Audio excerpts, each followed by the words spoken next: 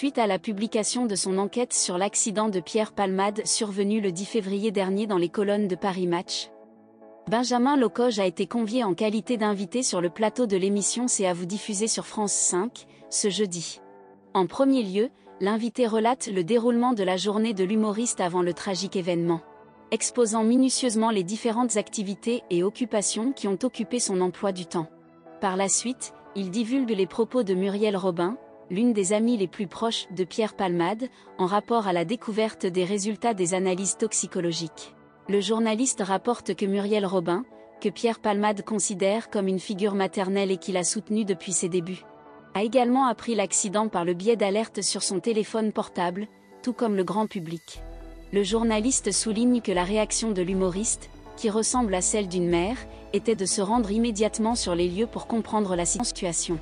Muriel Robin se retrouve ainsi à l'hôpital du Kremlin-Bicêtre, sans savoir dans quelle mesure Pierre Palmade est impliqué dans l'accident. Benjamin Locoge souligne que la comédienne était alors dans l'ignorance totale quant aux circonstances de l'incident. Lorsque les résultats des analyses toxicologiques ont été dévoilés, le journaliste rapporte que Muriel Robin était bouleversée, ébranlée par l'annonce de ces révélations. Le journaliste de Paris Match poursuit en expliquant que Muriel Robin a été confrontée à l'idée que Pierre Palmade, qu'elle avait toujours défendu et soutenu, aurait pu être responsable de l'incident. Le journaliste souligne que la comédienne a du mal à accepter cette idée et que cela la peine profondément. Auparavant, elle considérait que les problèmes personnels de l'humoriste ne concernaient que lui, mais cette fois-ci, la situation est devenue publique.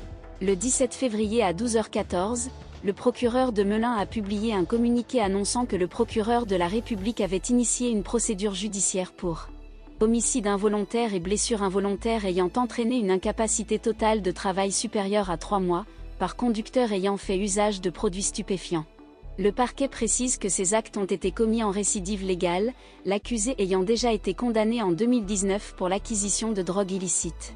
Le vendredi en fin de matinée, Pierre Palmade a été transféré au tribunal de Melun et présenté à un juge d'instruction, qui est maintenant en charge de l'enquête.